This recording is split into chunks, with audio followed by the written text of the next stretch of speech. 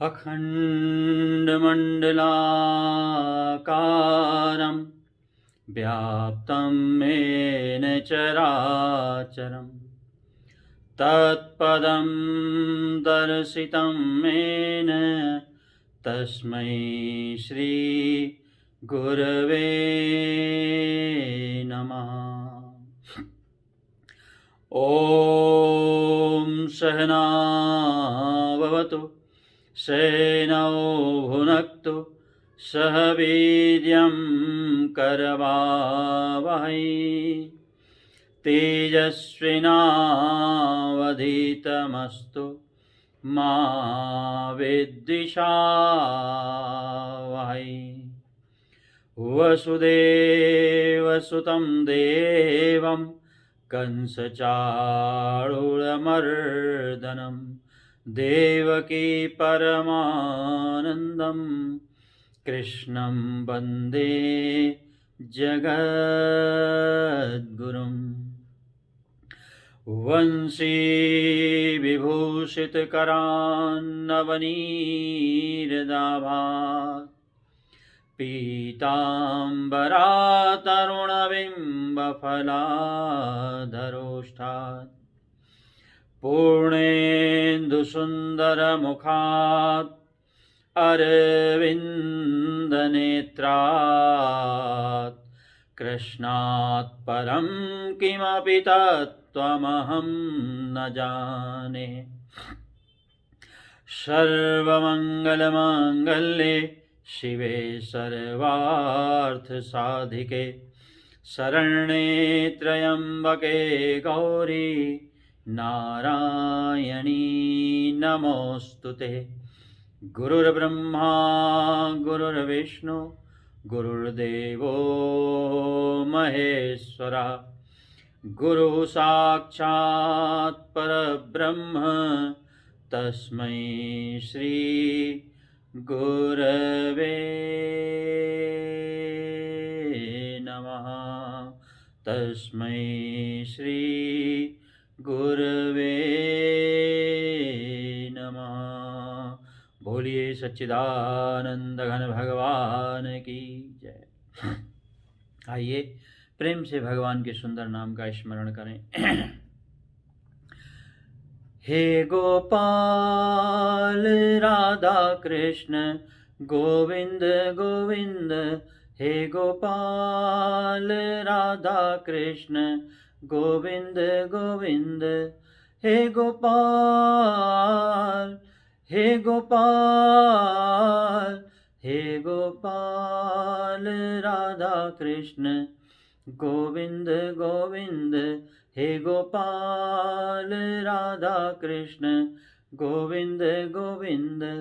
कृष्ण गोविंद गोविंद कृष्ण गोपाल गोपाल, कृष्ण गोविंद गोविंद कृष्ण गोपाल गोपाल, हे गोपाल राधा कृष्ण गोविंद गोविंद, हे गोपाल राधा कृष्ण गोविंद गोविंद।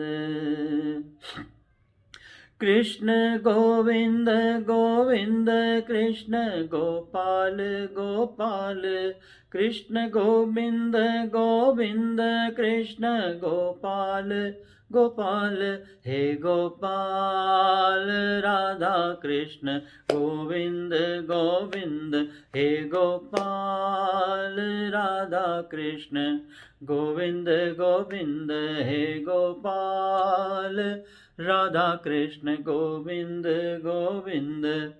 कृष्ण गोविंद गोविंद कृष्ण गोपाल गोपाल, कृष्ण गोविंद गोविंद कृष्ण गोपाल गोपाल, हे गोपाल राधा कृष्ण गोविंद गोविंद, हे गोपाल राधा कृष्ण गोविंद गोविंद, हे गोपाल राधा कृष्ण गोविंद गोविंद, हे गोपाल हे गोपाल हे गोपाल राधा राधा कृष्ण गोविंद गोविंद हे गोपाल, राधा कृष्ण गोविंद गोविंद, कृष्ण गोविंद गोविंद, कृष्ण गोविंद गोविंद, कृष्ण गोपाल गोपाल हे गोपाल, राधा कृष्ण गोविंद गोविंद हे गोपाल, राधा कृष्ण गोविंद गोविंद। बोलिए सच्चिदानंद घन भगवान की जय, कृष्ण कन्हैया लाल की जय, राजा रामचंद्र भगवान की जय, उमापति महादेव की जय, जगज्जननी अम्बे माता की जय, सद्गुरुदेव भगवान की जय। अखंड कोटि ब्रह्मांड नायक, सर्व जगत नियंता, परम सत्ताधारी, घटघटवासी, भक्तवत्सल परमात्मा परमेश्वर, आत्मस्वरूप परमात्म स्वरूप भक्त वृंद,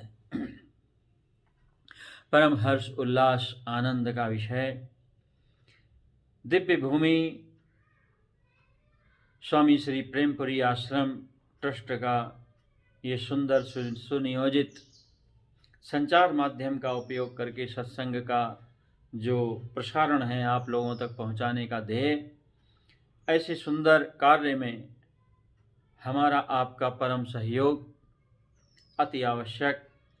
तो ऐसे सुंदर कार्य के लिए बारंबार धन्यवाद है प्रेमपुरी आश्रम के ट्रस्टियों को, सदस्यों को, जिनके पुरुषार्थ से ये कार्य संभव हो रहा है। तो ऐसे विषम काल में हम आप संचार माध्यम के साथ एक दूसरे के समक्ष हैं। इसके माध्यम से ही हम एक दूसरे से मिल रहे हैं और जो मुख्य मनुष्य शरीर का परम लक्ष्य है, एकमात्र लक्ष्य जिसका नाम है निज स्वरूप का ज्ञान, निज स्वरूप की प्राप्ति, परमात्मा का बोध, परमात्मा का दर्शन, जिस भी भाषा में आप बोलना चाहें एक ही चीज़ है, उस परम सत्ता को समझ लेना जो हमारा आपका अपना ही है, अपना ही स्वरूप है। जिस आत्मा को भूलकर, अपने स्वरूप को भूलकर हम इस संसार में भटक रहे हैं। तो ऐसे इस लक्ष्य की प्राप्ति के लिए नित्य के सत्संग की आवश्यकता पड़ती है। तो महाराज कहने का तात्पर्य यह है, तरह तरह से संत तरह तरह की वाणियों के माध्यम से, ग्रंथों के माध्यम से अपने विचारों को आपके समक्ष रखते हैं। शास्त्र के विचारों को, भगवान के विचारों को आपके समक्ष रखा जाता है। तो ऐसा जो ये सुंदर ऋषियों मनीषियों के द्वारा निर्धारित किया गया तरीका है, हम बारंबार नित्य के इस सत्संग के लिए उन ऋषियों मनीषियों महापुरुषों के आभारी हैं कि हमको इस प्रकार का मार्ग दिया कि नित्य निरंतर इस भव सागर में डूबती हुई अपनी नैया को हम संभाल सकें, विषम काल में हम अपने आप को स्थिर कर सकें और अपने लक्ष्य की ओर सजग हो सकें। तो आइए, जैसा कि नित्य नियम है हमारा श्री प्रेमपुरी आश्रम ट्रस्ट में नित्य प्रति स्वामी श्री पूज्य चरण महाराज श्री प्रेमपुरी जी महाराज के द्वारा जो विरचित सुंदर ब्रह्मास्मि माला है, वेदांत का जो परम निचोड़ है, महाराज श्री ने हमारे लिए बहुत ही सुंदर सरल भाषा में श्लोकबद्ध किया है। तो नित्य प्रति 5 श्लोक का पाठ न करके केवल एक श्लोक और उसका अर्थ, क्योंकि अर्थ को धारण करने से हमारा चिंतन दिन रात उसी ओर मुड़ा रहता है। तो आइए, 7वां श्लोक है आज हमारा। विद्या विद्या विरोधेपि स्वरूपं न निवर्तते तत्त्वमेव तया तस्यात् तत्त्वं ब्रह्मास्मि संस्थितम्। विद्या यानी ज्ञान का कार्य सहित अविद्या यानी अज्ञान के साथ विरोध है, फिर भी वह ज्ञान कार्य सहित अज्ञान की निवृत्ति नहीं करता, किंतु उसके तत्व का तात्विक या वास्तविक होने का ही निषेध करता है और अंत में अपना भी निषेध करके जिस ब्रह्म स्वरूप से संस्थित होता है वह ब्रह्म मैं हूँ। बहुत ही विचारणीय, गहन विचार करने वाली वाणी है। तो बारंबार इसको जो है मनन करें, चिंतन करें, तो आपको ज्ञान अज्ञान दोनों की परिभाषा महाराज जी की संक्षिप्त भाषा में आपको समझ में आएगी। बारंबार श्री चरणों में नमन करते हुए आइए अपने विषय की ओर। श्रीमद् भगवद गीता दिव्य ग्रंथ से भारत भूमि का अथाह ज्ञान और अथाह प्रश्नों के उत्तरों के से सुसज्जित ऐसा सुंदर ग्रंथ भारत भूमि में हमको आपको प्राप्त हुआ है। तो भगवान श्री कृष्ण का बारंबार धन्यवाद, बारंबार आभार कि हमको ऐसा दिव्य ज्ञान दिया है जिससे हम एक एक विषम काल में किसी भी परिस्थिति में इस ज्ञान को ग्रहण कर सकते हैं। और हमारा जो विषय चल रहा था, अविनाशी तु तद्विद्धि येन सर्वमिदं ततं विनाशमव्ययस्यास्य न कश्चित् कर्तुमर्हति अंतवन्ति मे देहा नित्यस्योक्ता शरीरिणः अनाशिनो अप्रमेयस्य तस्माद्युद्धस्व भारत। भगवान अर्जुन को युद्ध करने के लिए प्रेरित कर रहे हैं। यानी जिस महाभारत में हम खड़े हुए हैं, यानी संसार में, हमको शास्त्र प्रेरित कर रहा है कि तुमको कर्ममय संसार में जीना ही है। और जब इसमें जीना है तो आपको हर प्रकार के कर्तव्य का निर्वाह करना है। जिस प्रकार से यदि आप राजा हैं तो राजा होने का आपको कर्तव्य का निर्वाह करना है, लेकिन संग संग आपको अपने जीवन के मूल लक्ष्य का भी ध्यान करना है, यानी चिंतन रखना है। जो मूल लक्ष्य है वो विस्मरित नहीं होना चाहिए। इसलिए भगवान ने उसका जो सबसे बड़ा रास्ता बताया यहाँ अर्जुन को कि सबसे पहले तो अपने शरीर के अस्तित्व के बारे में समझ लो। तो भगवान कहते हैं अंतवंति में देहा, जो नाशवान है उसका नाम है शरीर। ये जो शरीर है ये किसका निवास स्थान है? अनाशिना अप्रमेयस्य नित्यस्य, जो नाश रहित है, अप्रमेय है, नित्य स्वरूप है, जिसको किसी की चीज के किसी तुलनात्मक अध्ययन के द्वारा सिद्ध नहीं किया जा सकता। प्रमेय स्वरूप, नित्य स्वरूप, जो कभी छोटा बड़ा घटता बढ़ता जीर्ण जरा अवस्था को प्राप्त नहीं होता है, वो जीवात्मा। भगवान यहाँ पर आत्मा की नहीं बल्कि इस शरीर में हमारी आपकी बात कर रहे हैं। ये जो अंदर बैठकर इस शरीर में हमारे जो है हम चिंतन कर रहे हैं, जो सोच रहे हैं, विचार कर रहे हैं, अपने आप को कभी ज्ञानी मान बैठते हैं, कभी अज्ञानी मान बैठते हैं, कभी हम अपने आप को वैराग्य मान बैठते हैं। तो ऐसा जो ये विचार करने वाला इस शरीर के अंदर बैठा हुआ है वो और कोई नहीं है बल्कि अविवेकी यानी अज्ञानी जीवात्मा है, जिसने अपने आप को शरीर के धर्मों के संग मरण धर्मा मान लिया। भगवान अर्जुन से ये समझाना चाहते हैं कि तुम अगर अपने आत्म तत्व को भी ना समझो, अगर तुम नौका और नाविक, मकान और किराएदार इस भाषा में भी अगर समझो तो भी तुमको अपनी परिभाषा, अपना अजर अमर तत्व समझ में आ जाएगा। जिस प्रकार से सूर्य और सूर्य की किरण अलग नहीं हो सकते, सूर्य होगा तो किरणें भी होंगी, किरणें होंगी तो सूर्य नारायण भी होंगे, लहर होगी तो समुद्र भी होगा, समुद्र होगा तो लहर भी होगी। यानी दोनों को कभी भी अलग नहीं किया जा सकता कि ऐसा नहीं कि कभी खाली लहर हो समुद्र ना हो, ये संभव नहीं है।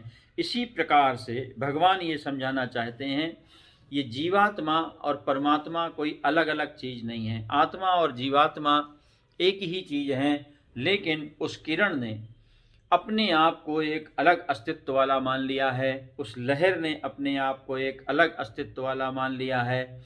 यही यहाँ पर सबसे बड़ी समस्या है जीवात्मा के सामने, जो हम आप यहाँ पर बैठ के सत्संग कर रहे हैं। क्योंकि सत्संग करने की आवश्यकता उसी को पड़ती है जो अज्ञानी है। हमको समझने की, विवेक उत्पन्न करने की आवश्यकता क्यों पड़ती? क्योंकि हम अपने आप को अज्ञान के दलदल में धंसा बैठे हैं और एक साधारण सा जन्मने मरने वाला जीव मान बैठे हैं। तो भगवान ने यहाँ रहस्य प्रकट किया है कि नाशवान जो है ये आकार प्रकार हैं। ये जो 84 लाख योनियों के खोल हैं, ये वास्तविकता में ये नाशवान है, ना कि इनके अंदर रहने वाला जो किराएदार है या जीवात्मा है, चाहे वो मनुष्य के शरीर में हो, चाहे वो पशु पक्षी, यहाँ तक कि हमारे यहाँ पेड़ पौधे पर्वतों को भी योनि का रूप माना गया है। ये भी जीवात्मा है, यहाँ पर भी जीवात्मा उपस्थित हैं, क्योंकि सबके अपने भोग हैं। स्थावर योनियों में, पर्वत योनियों में, वृक्ष योनियों में जाकर सैकड़ों साल अपने जो है भोगों को ये लोग भोगते हैं जीव। तो इसलिए भगवान यहाँ कहते हैं अंतवंत। कौन है? बोले ये शरीर है, नष्ट होने वाला शरीर है अर्जुन। जीवात्मा कभी भी नष्ट नहीं। अगर तुम अपने आप को अज्ञानी जीवात्मा भी मानो, अगर अपने आप को बहुत छोटा भी मानो, अगर अपने अनंत अखंड अनंत ज्ञान स्वरूप को नहीं समझ सकते हो, जीवात्मा भी मानो, तो भी तुम नष्ट होने वाले नहीं हो। स्वयं भगवान ने बहुत जगह कहा है, ईश्वर अंश जीव अविनाशी, मामय वांसो जीव लोके जीव भूत सनातना।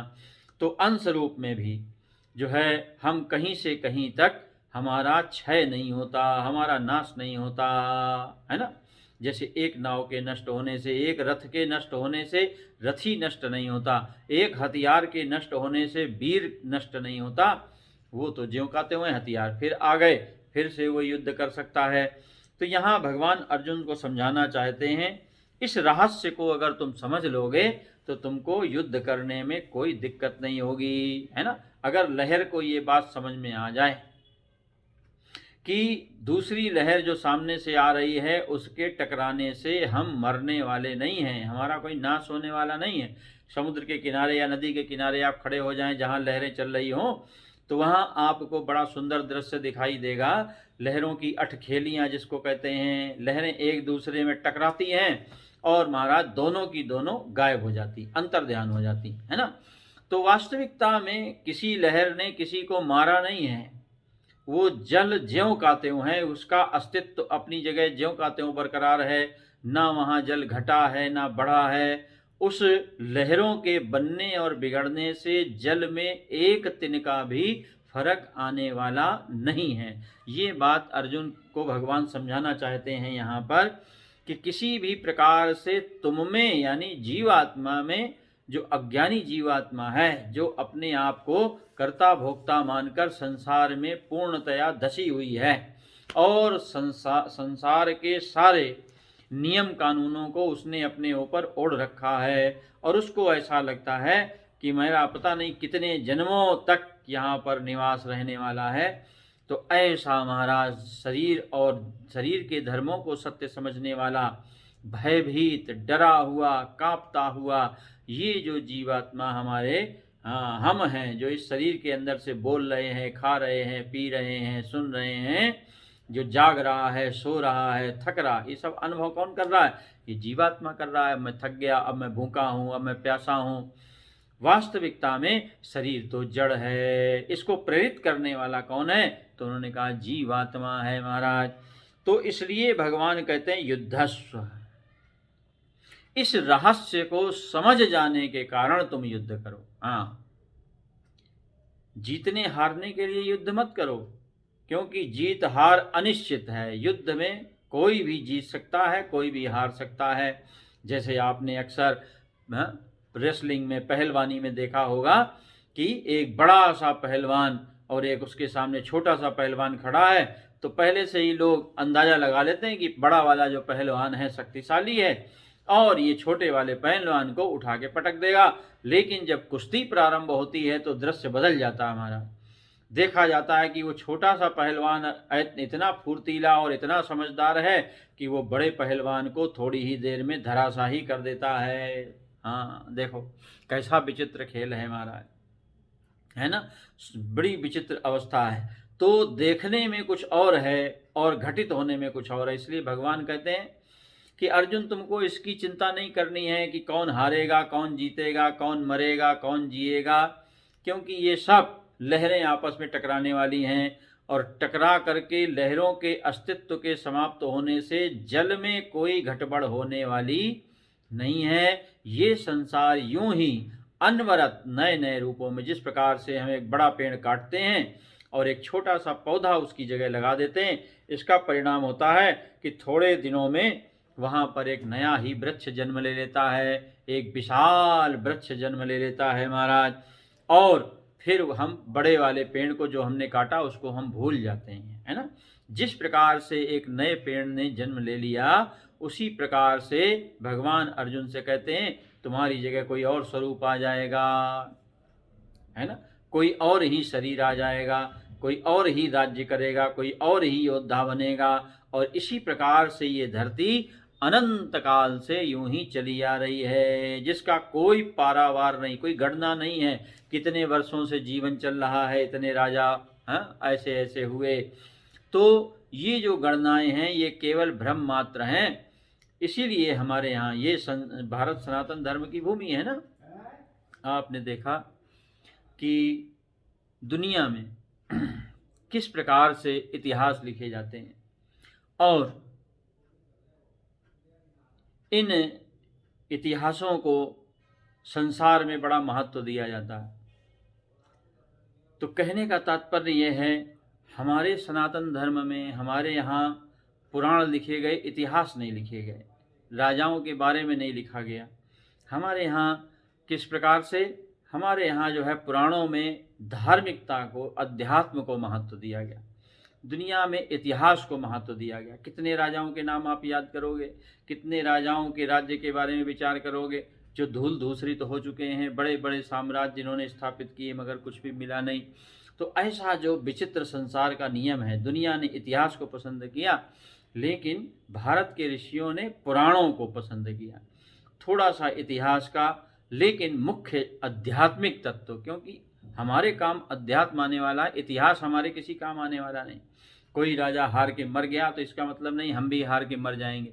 हमारा कर्तव्य बनता है कि हम अपनी शक्ति को पहचानें, अपनी सामर्थ्य को बढ़ाएं और हम अपने जीवन को अपनी स्थिति से, अपनी अवस्था से चलाएं, ना कि दूसरे के का अनुभव अपने जीवन में डालने की चेष्टा करें। तो यहाँ पर अंतवंति में देहा नित्यस्योक्ता शरीरणा अनाशिनो अप्रमेयस्य तस्माद् युद्धस्व भारत। क्यों युद्ध करो?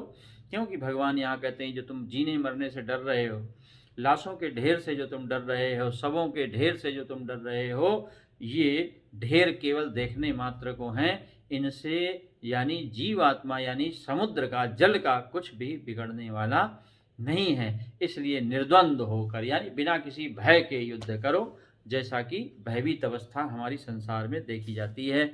तो यहाँ पर विशेष प्रकार से भगवान ने अर्जुन को अपने शरीर और जीवात्मा के बारे में समझाया है। और इसी का विस्तार केवल ऐसा ही नहीं, श्रीमद् भगवद गीता में कटश्रुति भी जो है इसी चीज़ को पुनः पुनः समझाने की चेष्टा करती है, क्योंकि हमारे यहाँ इतिहास नहीं बल्कि अध्यात्म को महत्व दिया जाता है। और इसी को विशेष बनाते हुए भगवान ने यहाँ पर हमको अपना पता बताया है और आत्मा के बारे में पुनः एक बार समझाने की। आत्मा का मतलब कोई चीज़, वस्तु, पदार्थ नहीं है। आत्मा कोई व्यक्ति नहीं है। हमारा आपका जो अपना स्वरूप है, आत्मा का मतलब स्वयं, स्वयं हम जो हैं उस शब्द को ही आत्मा कहते हैं। तो आत्मा का मतलब हम जो स्वयं हैं। यम मेनं वेत्ति हंतारम यश्चैनं मन्यते हतम उभौ तौ न विजानीतो नायम हंति न हन्यते। भगवान अर्जुन को समझा रहे हैं आत्मा, आत्म तत्व के बारे में, यानी जो हम हैं असली में, जो वास्तविकता में हम हैं। ये जो शरीर से हम अपने आप को मानकर बैठे हैं कि हम शरीर हैं ये, और ये हमारा नाम है, इस नाम के संग ही मैं नष्ट हो जाऊंगा, इस शरीर के संग मैं नष्ट हो जाऊंगा। लेकिन यहाँ बात एनम यानी आत्मा की हो रही है। हंतारम, भगवान कहते हैं अर्जुन जो इस आत्मा को हंतारम मारने वाला समझता है, कि इसको मारा जा सकता है ना, और जो इसको हतम, मरा हुआ मानता है, भगवान कहते हैं तौ न बीजानीता उभौ न बीजानीता, दोनों नहीं जानते, है ना।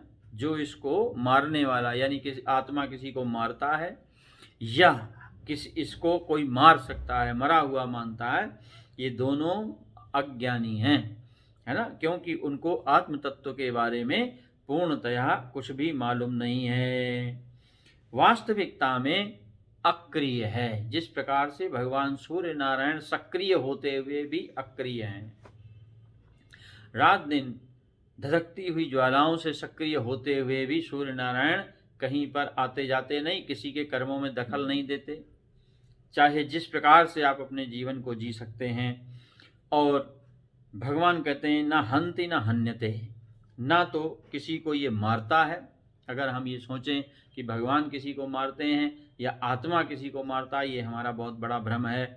और ना ही किसी के द्वारा इसको मारा जा सकता, यानी बहुत से आप लोगों ने, हमारे यहाँ इसीलिए पौराणिक कथाएं हैं कि भगवान के संग, परमात्मा के संग बहुत से राक्षसों ने युद्ध करने की चेष्टा की और अंत में विफलता उनके हाथ लगी, क्योंकि परमात्मा या आत्मा को मारना संभव नहीं है। इसी श्लोक को ठीक जो है थोड़ा सा शब्दों का जो है रूप बदल करके कटश्रुति में भी, यानी जो कटश्रुति है वही श्रीमद् भगवद गीता में किस प्रकार से कहा गया, हंता चेन्मन्यते हंतुम वृत्तश्चेन्मते हतश्चेन्मते हतम उभौ तौ न विजानीतो नायं हन्ति न हन्यते। हंता चेन्मन्यते हंतुम हतश्चेन्मते हतम उभौ तौ न विजानीतो नायं हन्ति न हन्यते। तो यहाँ पर भी ठीक इसी प्रकार से है, जो इसको हंता मारने वाला या मरने वाला मानता है, वो दोनों उभौ तौ न विजानीतो नायं हन्ति न हन्ते, ना इसको मारा जा सकता ये ना ये किसी को मारता है।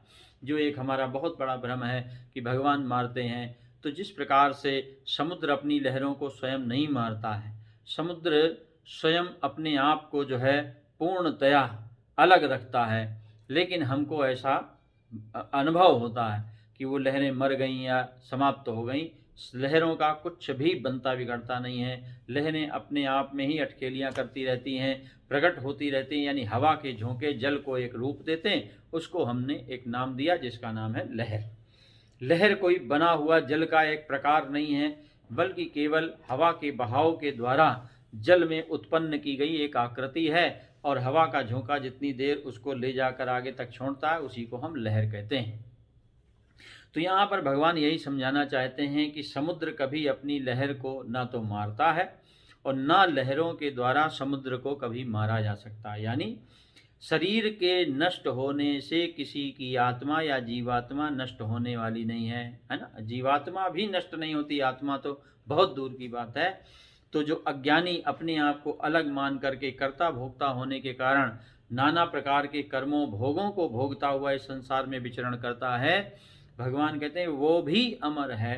तो फिर महाराज इस शरीर से हम क्यों इस प्रकार से चिपके हुए हैं, यानी शरीर के धर्मों से, है ना। क्योंकि हमारा जो लगाव है वो किससे है, खाना पीना, सोना उठना जागना, जो ये सब शरीर के धर्म है। मान अपमान शरीर का होता, जीवात्मा का कोई मान सम्मान नहीं होता। इसीलिए आप किसी के चित्र में माला पहना सकते हैं, लेकिन जीवात्मा को माला पहनाने का कोई साधन इस संसार में नहीं है। जीवात्मा को गाली देने का कोई साधन इस संसार में नहीं है। ये सारे के सारे साधन केवल शरीर के लिए हैं। अगर आपको शरीर दिखाई देगा तो आप अपशब्द बोल सकते हैं, गाली दे सकते हैं, लेकिन आपको सामने जीवात्मा है, हवा रूप वायु रूप, महाराज आप उसको अव्यक्त को कुछ भी कह नहीं सकते, क्योंकि आपको कुछ दिखाई ही नहीं दे रहा है। तो ऐसी जो अव्यक्त जीवात्मा जिसका कोई रंग रूप नहीं है, इस शरीर में वर्षों तक निवास करती है और उसके स्वरूप को समझना बड़ा कठिन है। और उससे भी जो है सूक्ष्मतर जो है उसका नाम है आत्मा। क्योंकि जीवात्मा थोड़ा सा घनीभूत रूप है ना। तो चूंकि उसके अंदर संकीर्णता आ गई, संकीर्णता का जो घन बन जाता है, उसके कारण जीवात्मा के अंदर भी एक स्वरूप की जो है, जिसको हम लोग सूक्ष्म शरीर कहते हैं, वो स्थिति आ जाती है। तो शरीर है, शरीर के बाद सूक्ष्म शरीर है, और सूक्ष्म शरीर वो भी अज्ञान, और उससे भी बड़ा अज्ञान जो कारण शरीर माना जाता है। तो यहाँ पर भगवान समझाना चाहते हैं नायम हन्ति न हन्यते, ना तो ये किसी को मारता है और ना इसको किसी के द्वारा मारा जा सकता है ना। ये बात समझ लेनी चाहिए कि परमात्मा कभी किसी को मारते नहीं है, जो एक हमारा बहुत बड़ा भ्रम है कि किसी प्रकार से हम ये समझ लें कि महाराज जो है भगवान ने हमको मार दिया, भगवान ने कुछ कर दिया। भगवान कुछ भी करते नहीं हैं। ये तो केवल हमारा आपका अपने अज्ञान के कारण ये भ्रम उत्पन्न होता है कि हम मर रहे हैं, जी रहे हैं। समुद्र की लहरें, है ना, और जो है जिस प्रकार से संसार में अन्य अन्य बहुत सारे उदाहरण हैं इस तरीके के, जहाँ पर कुछ भी बनता बिगड़ता नहीं, मुख्य तत्व तो वहीं का वहीं रहता है। जैसे आकाश में आग लग जाए, आंधी आ जाए, धूल भर जाए, तरह तरह के आकृतियाँ आकाश में आती हैं और चली जाती हैं, लेकिन आकाश तत्व ज्यों का त्यों निर्मल वहीं का वहीं बना रहता है। क्योंकि एक बार आंधी आने के बाद तो महाराज आकाश साफ ही नहीं होना चाहिए, तो आकाश का कुछ भी बनता बिगड़ता नहीं है। और इसी चीज़ को भगवान ने हमारे स्वरूप के द्वारा कि हम क्या हैं, और मैं तो जो है अक्सर इस चीज़ को अपना विजिटिंग कार्ड है ना, भगवान ने हमको एक विजिटिंग कार्ड दिया अर्जुन को कि अर्जुन तुम्हारे पास विजिटिंग कार्ड है, यानी तुम्हारी पहचान क्या है ना। देखो आजकल आधार कार्ड बनते हैं महाराज, पहचान पत्र आपके शरीर तक काम आता है वो, है ना। जो आधार कार्ड बनता है वो कहाँ तक काम आता है? शमशान घाट तक। शमशान के घाट के बाद महाराज वो प्रॉपर्टी के कब्जा वालों के काम आता है, लेकिन आपके काम कुछ नहीं आता, है ना। क्योंकि जो जीव चला गया अब उसको किसी आधार कार्ड की आवश्यकता नहीं है। लेकिन हमारा जो एक हमेशा हमेशा के लिए, जिसको परमानेंट कहा जाता, हमेशा हमेशा के लिए जो हमारा एक विजिटिंग कार्ड है, जो कभी भी किसी भी जीव का बदलने वाला नहीं। और सबसे बड़ा आश्चर्य यह है कि हर जीव का है ये, ऐसा नहीं है कि केवल एक ही व्यक्ति का है, केवल ज्ञानवान का ही है, अज्ञानी का नहीं, ये सबका है, चाहे कोई माने चाहे ना माने। तो दोनों जगह श्रीमद् भगवद गीता में भी और कट श्रुति में भी इसको दर्शाया गया है। बहुत सुंदर श्लोक, और मुझे तो बहुत ही प्रिय श्लोक लगता है, क्योंकि ये हमारा पता है, ये हमारा अपना स्वरूप है। कैसे? ना जायते म्रियते वा कदाचिन नायं भूत्वा भविता वा न भूयात् अजो नित्या शाश्वतोऽयं पुराणो न हन्यते हन्यमाने शरीरे। भगवान ने अर्जुन को, देखिए इसी का नाम है ज्ञान। ज्ञान कोई ग्रंथ नहीं है कि बहुत सारे ग्रंथों को आप रट लें, पढ़ लें, उसको हम ज्ञान कहेंगे। ज्ञान का मतलब हम अपने स्वरूप को समझ लें कि हम क्या हैं। तो भगवान कहते हैं अयम, यानी ये आत्मा। आत्मा का मतलब हम, आत्मा का मतलब हम अक्सर ये शब्द सुनते सुनते सुनते हमको ये कभी कभी श्रोता को ये भ्रम हो जाता है कि आत्मा नाम की कोई वस्तु है हमारे शरीर में रखी हुई है कहीं पर, है ना। आपने सुना होगा अक्सर जो है वैज्ञानिक लोग आत्मा के बारे में रिसर्च करते हुए मुर्दा शरीर का वेट लेते हैं, फिर महाराज जीवित वाले का पहले वेट लेते हैं, उसके बाद मर जाने के बाद वेट लेते हैं। तो किसी ने कहा 20 ग्राम वजन है आत्मा का, किसी ने कहा 5 ग्राम है, किसी ने कुछ कहा। तो वास्तविकता में आत्मा आकार विकार सब से रहित एक शुद्ध तत्व है, जिसके अंतर्गत पूरा संसार आता है। तो भगवान कहते हैं कदाचित ना जन्मते हैं, ना जायते म्रियते व कदाचित। ये आत्मा किसी काल में ना तो जन्मता है ना मरता है। देखो ये स्पष्ट यहाँ पर भगवान अर्जुन को समझा रहे हैं। हमारे जीने मरने का जो भय हमारे अंदर भरा हुआ कि हम मर जाएंगे, हाय मैं मर जाऊंगा, तो भगवान कहते हैं जन्म ही नहीं हुआ, मरोगे तो तब जब तुम्हारा जन्म हुआ हो। वास्तविक सत्य यह है कि जब आत्मा का यानी हमारा जन्म ही नहीं हुआ तो मरने वाला कौन है? तो स्पष्ट हो जाता मरने वाला शरीर है ना। तो भगवान कहते हैं सबसे पहले तो अपने आत्मा यानी अपने बारे में जानो, तुम्हारा अपना स्वरूप क्या है।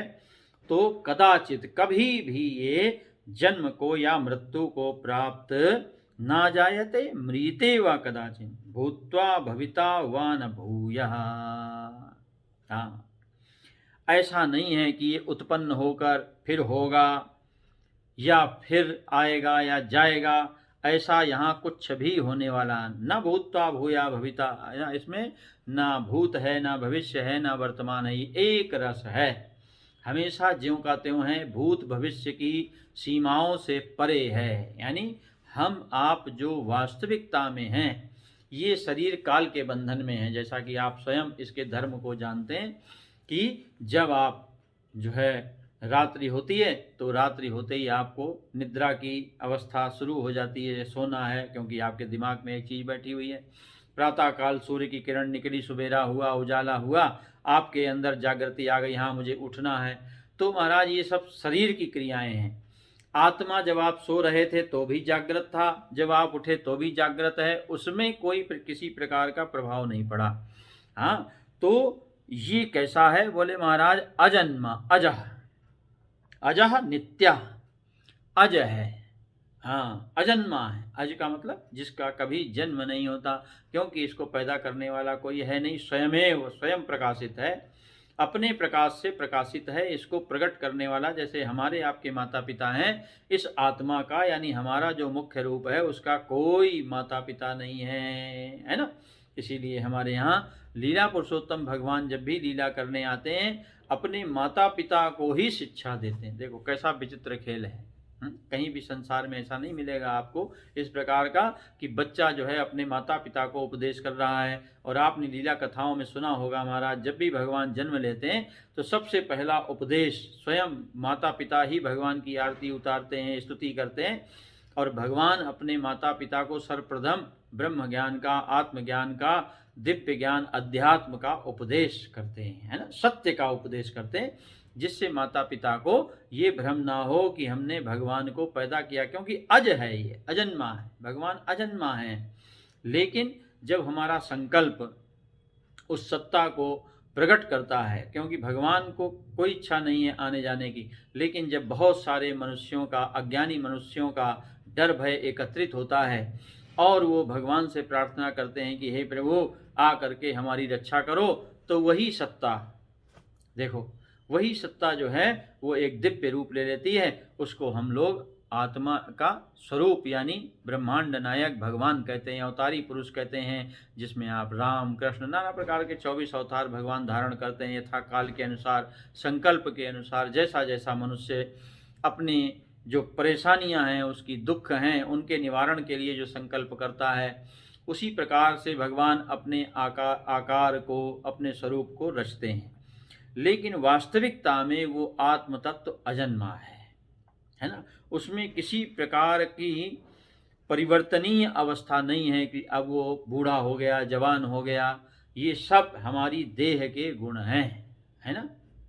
जैसे किसी भी फल का जो बीज होता है, आपने देखा, आप बाजार से फल ले आओ, आप फल ला करके महाराज घर में रख दो तो थोड़े दिन बाद आपको दिखाई देगा कि फल जो है सड़ गया, लेकिन फल के संग बीज नहीं सड़ता है। बीज को आप जो है लगा दो।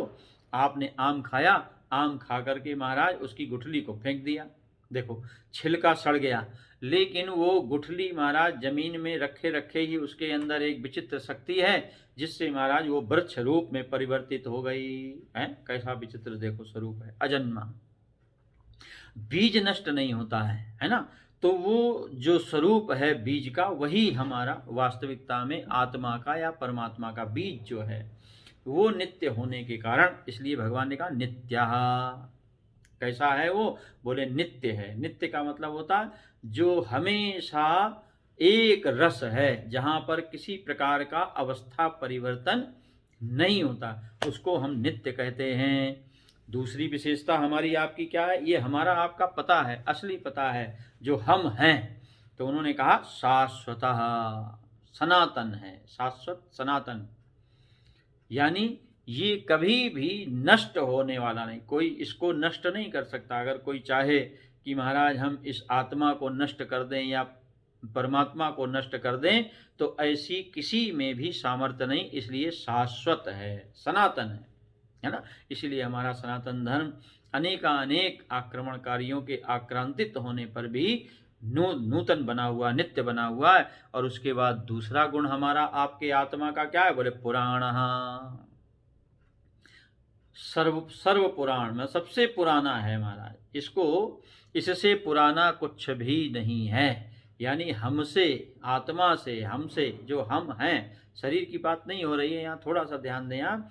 यहाँ हम शरीर की बात नहीं कर रहे हैं, अपने आत्म तत्व की जो हम हैं उसकी बात कर रहे हैं। वो आत्म तत्व कैसा है? निर्मल है, अनंत है, चैतन्य है, कभी भी नष्ट होने वाला नहीं है, अजर अमर अविनाशी है। तो ऐसा जो आत्मा है पुराणा, उससे पुराना इस ब्रह्मांड में कुछ भी नहीं है ना। कैसी विचित्र बात है। हमारे वैज्ञानिकों ने जो पहले हमारे शास्त्रों में लिखे हुए लाखों साल के वर्णन जो मजाक समझते थे, बड़े सब कपोल कल्पनाएं हैं, भारत के ग्रंथों में महाराज करोड़ों साल हैं, लाखों साल का वर्णन होता है, वही वैज्ञानिक अब धरती और सूर्य की आयु की गणना कर रहे हैं। देखो 4 अरब 60 करोड़ साल की आयु आप मापी गई है महाराज, किसकी? इस पृथ्वी की। देखो ये वैज्ञानिकों का देखो रूप है।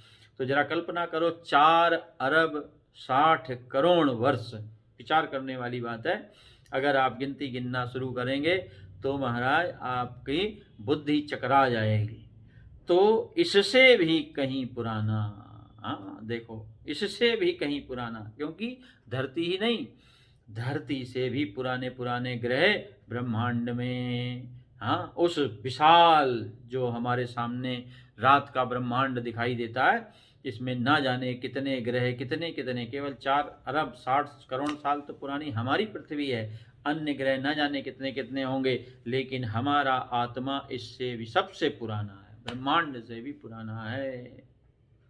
कैसा लगता है सुनने में? जरा विचार करके देखिए आप, हैं थोड़ा सा विचार करके देखिए। पुरातन, हमसे पुरातन कोई दूसरी चीज नहीं है। हम का मतलब शरीर मत समझ लेना, अपना नाम जो है आपका वो मत समझ लेना कि इस नाम से, इस शरीर से हम का मतलब आत्मा, आत्म रूप से जो हम अविनाशी तत्व हैं वो महाराज सबसे पुराना है, उससे पुराना, क्योंकि उसके अस्तित्व से ही ये सारा ब्रह्मांड अस्तित्ववान है। चाहे वो सूर्य भगवान नारायण भगवान हो, चाहे वो महाराज सूर्य भगवान से भी बड़े बड़े ग्रह नक्षत्र हों, इन सबसे पुराना हमारा आत्मा है। हाँ, नित्य सनातन पुरातन, शरीरे हन्य माने, भगवान कहते हैं शरीर के मारे जाने पर भी ना हन्यते, ये मरता नहीं है। ये जो हमको भ्रम हो जाता है मैं मर गया, हाय मैं जिंदा हो गया या जीवित हो गया, हैप्पी बर्थडे हम मनाते हैं, तो हन्य माने ये हमारे मारे जाने पर भी, यानी शरीर के नष्ट होने पर भी ये नष्ट नहीं होता। इसी श्लोक को ठीक इसी श्रुतियों में भी महाराज, क्योंकि श्रीमद् भगवत गीता को स्मृति ग्रंथ माना जाता है, और श्रुतियाँ यानी वेद वाणी, जिसको हम वांगमय, वेद वांग जो है, वेद की जो भाषा है, वेद की जो स्थिति है, उसमें भी ठीक इसी प्रकार का जो श्लोक कट श्रुति में नचिकेता और यमराज के संवाद के द्वारा, वैदिक वांग में भी यही श्लोक है। थोड़े से शब्दों का इधर उधर हेर फेर हो जाता है। न जायते म्रियते वा विपश्चिन् नायं कुतश्चिन् बभूव कश्चित् अजो नित्यः शाश्वतोऽयं पुराणो नाहन्यते हन्यमाने शरीरे। श्रीमद् भगवत गीता में कहा न जायते मृते वा कदाचिन्नायं भूत्वा भविता वा न भूया, यहाँ पर कह दिया न जायते मृते वा विपश्चिन्, आत्मा, नायम कुतश्चिन् बभूव कश्चित्, ये आत्मा ऐसा नहीं है कि कभी होगा या जीवित होगा या मरेगा। ठीक वही स्थिति यहाँ पर भी दर्शाई गई, कोई दूसरी चीज़ नहीं है, केवल शब्दों का ही हेर फेर है, और उन शब्दों से जो कहने का तात्पर्य है वो बदलता नहीं है।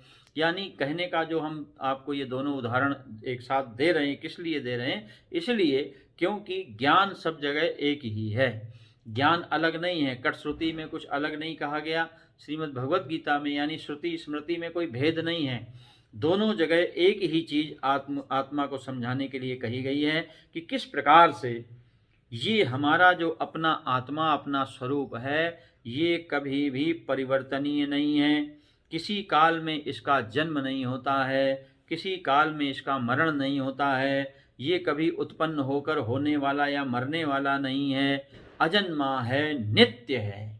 जो सबसे बड़ी चीज़ है चैतन्यता, इसका विशेष गुण होने के कारण, चैतन्य होने के कारण ये नित्य है महाराज, है ना, जिसको आप लोग इंग्लिश में साधारण भाषा में बोलते हैं फ्रेश।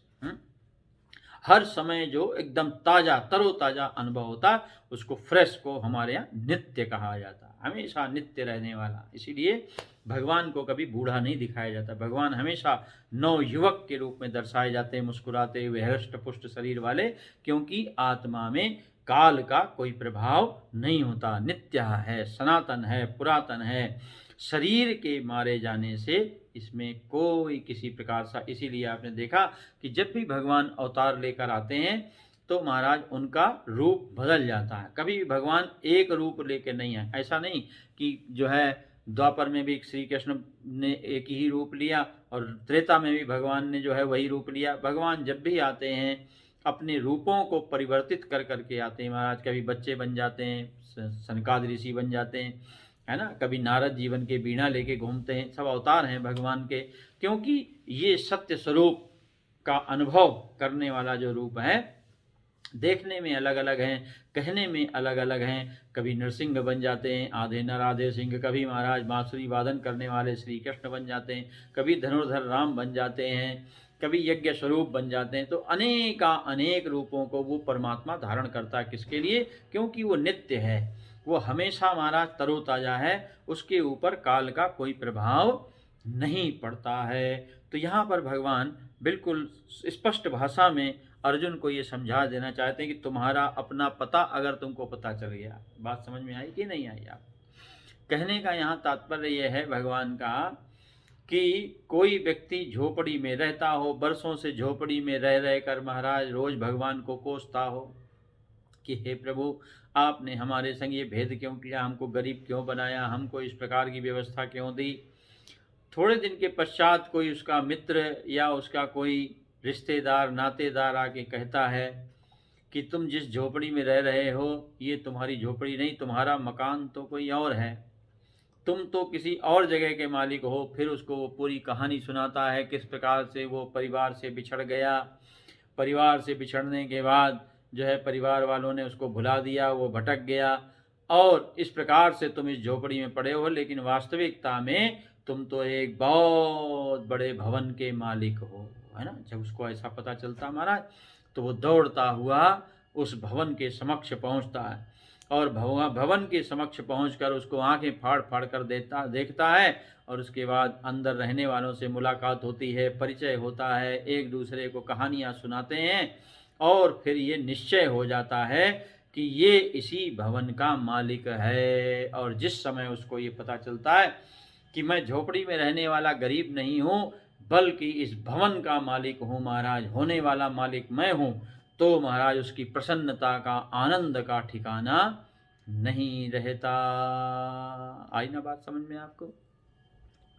भगवान क्या समझाना चाहते हैं अर्जुन को कि जिस शरीर के छोटे से झोपड़े को देख करके तुम विलाप कर रहे हो कि प्रभु अभी क्या होगा, ये अर्जुन का शरीर, दुर्योधन का शरीर, भीम का शरीर इतना विशाल का, ये सब शरीर धरती पर मर मर के गिरने लगेंगे, कैसा भयावह रूप होगा।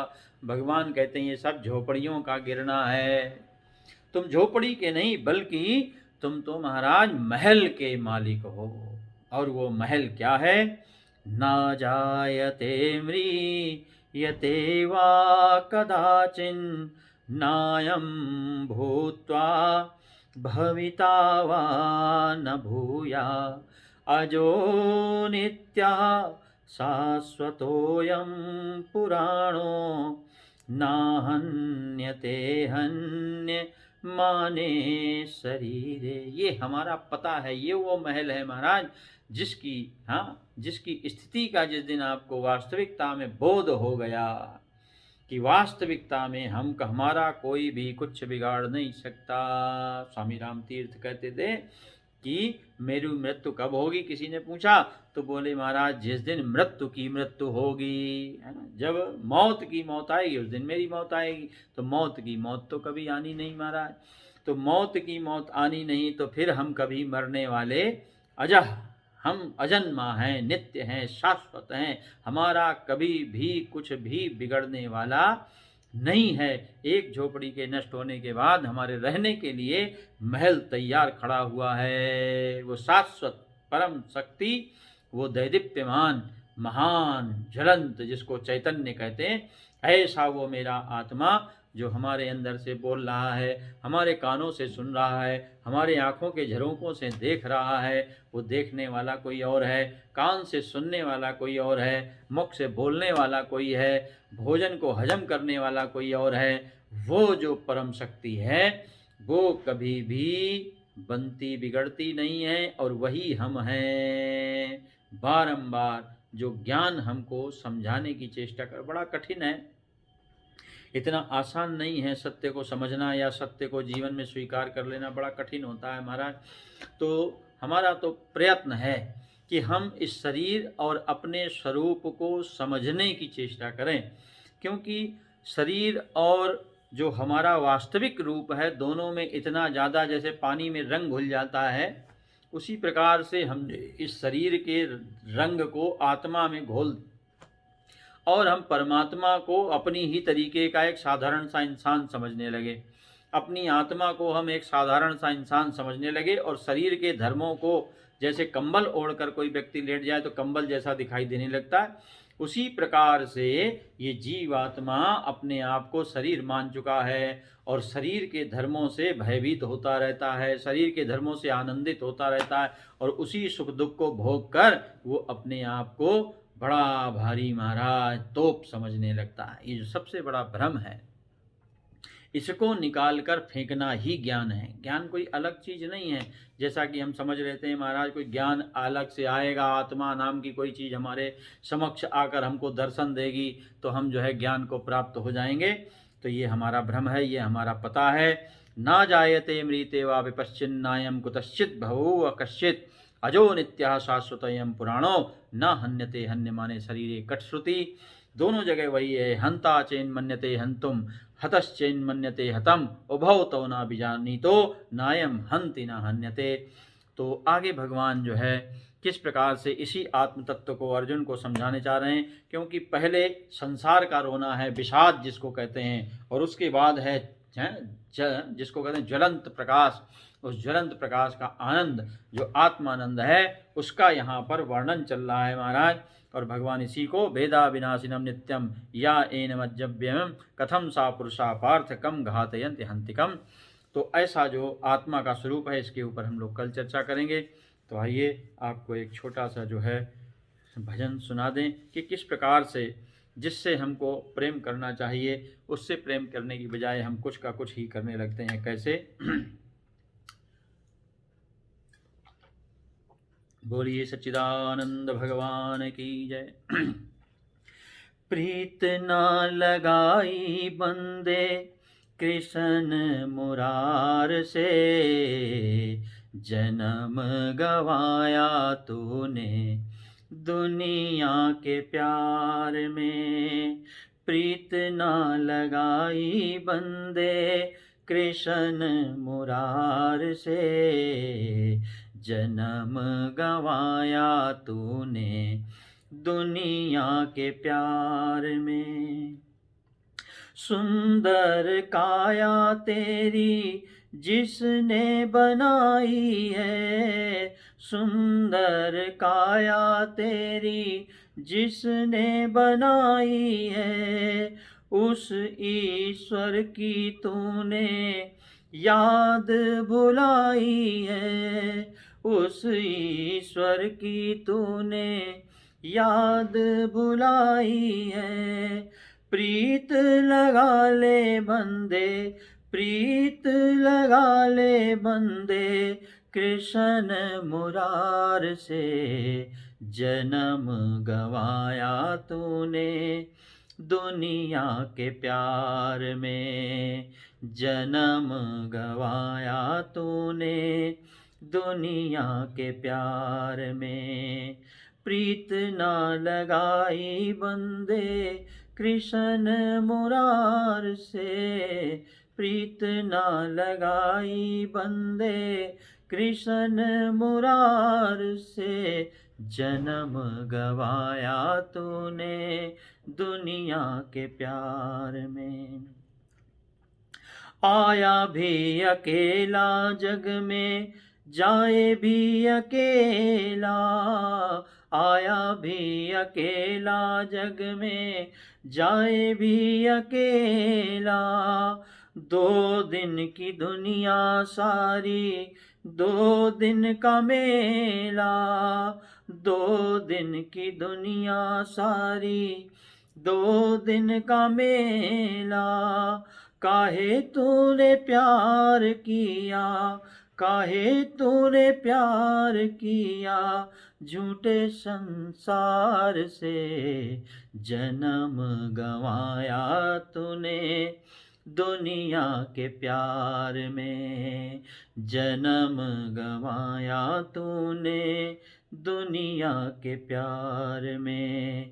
प्रीत ना लगाई बंदे कृष्ण मुरार से, प्रीत ना लगाई बंदे कृष्ण मुरार से, जन्म गवाया तूने दुनिया के प्यार में। हीरा सा जन्म पाके सफल बनाए जा, हीरा सा जन्म पाके सफल बनाए जा। रात दिन मुख से तू राधे राधे गाए जा, रात दिन मुख से तू राधे राधे गाए जा। श्याम करेगा पार, श्याम करेगा पार नैया मझधार से, जन्म गवाया तूने दुनिया के प्यार में, जन्म गवाया तूने दुनिया के प्यार में। तेरी मेरी कहते कहते जीवन बिताया है, तेरी मेरी कहते कहते जीवन बिताया है। जिसने जन्म दिया उसको बुलाया है, जिसने जन्म दिया उसको बुलाया है। ना साथ न जाए तेरे, साथ न जाए तेरे कोई नातेदार रे, जन्म गंवाया तूने दुनिया के प्यार में, जन्म गंवाया तूने दुनिया के प्यार में। प्रीत ना लगाई बंदे कृष्ण मुरार से, जन्म गंवाया तूने दुनिया के प्यार में। ये सत्य है हमारे जीवन का। तो कल फिर इसी चर्चा को आगे बढ़ाएंगे। बोलिए सच्चिदानंद घन भगवान की जय। सर्वे भवन्तु सुखिनः, सर्वे सन्तु निरामया, सर्वे भद्राणि पश्यन्तु मा कश्चित् दुःखभाग् भवेत्। ओम शांति शांति शांति।